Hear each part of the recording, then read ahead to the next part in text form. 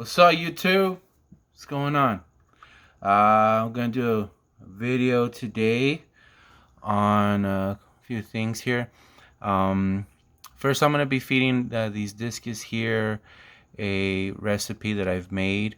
I have one on YouTube called Beef Heart Recipe, and that does have beef heart. This mixture that I'm gonna do today is it's a chicken heart, turkey heart, rabbit heart. Um, and there's one more heart involved. Uh, Anyhow, I live in East Los Angeles, and I at my local butcher shop, one of them, they do halal meat, and yeah, East LA is more diverse than you know. Um, Anyhow, I stopped by the day before and I asked if they could just hold on to all the hearts for me, and the next day I go down there and I have all these different hearts in a bag for me. So uh, it's that heart of turkey, chicken, rabbit. Uh, they're they're not that big, but it's a lighter meat. It's not as heavy as the beef. So that's why I'm gonna feed these discus here the lighter of the two proteins. This also has salmon.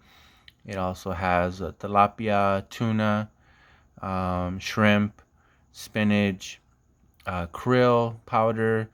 Um, so yeah, pretty much everything I put in my beef heart recipe, except that it's uh it's from different smaller animal hearts. So while I'm mixing this up, I like to defrost it in a cup, which looks like this here. It's that's the way I freeze it, and I thaw it out. I just grab little chunks, kind of smash it up on the side of the plastic, and use plastic tweezers to drop it in there. And these guys, the jury is, yeah, they really enjoy it.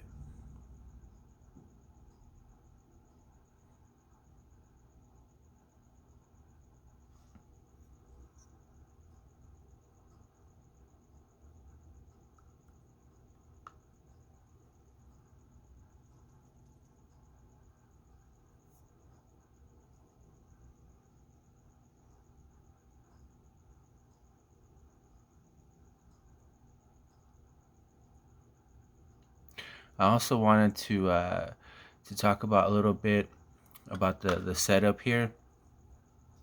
Usually it doesn't look like well, it does look like this the majority of the time. Um, I'm one for driftwood and rocks and scenery and whatnot. However, I also like to give the fish room to swim and do what they need to do. So pretty much maybe about 3 weeks out of the month, I try to keep it bare minimum. It's easier to do water changes, and a lot of the reason too is so that the fish don't get hurt. The more driftwood, the more scenery you put, discus can be a little skittish at times, loud noises and whatnot.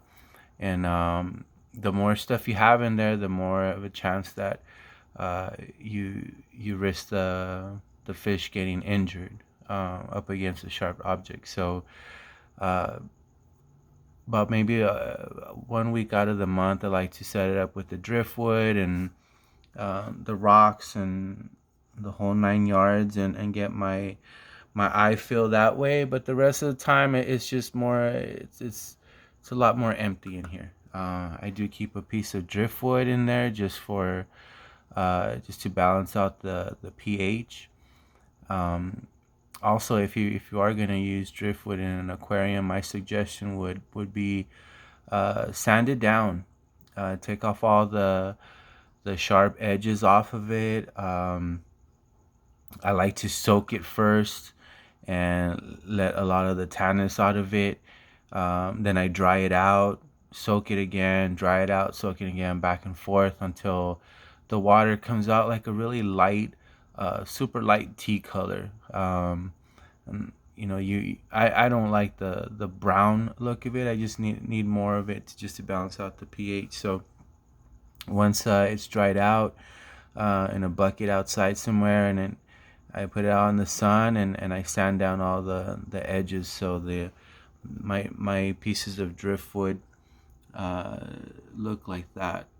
It's just nice round edges. Um, it takes away from the natural look of the driftwood, but again, I do this so that my fish don't get injured when they get scared. Um, have some other fish in there. Have some Harley Quinns, some white clouds, some cardinal tetras. Um, they're more of my cleanup crew.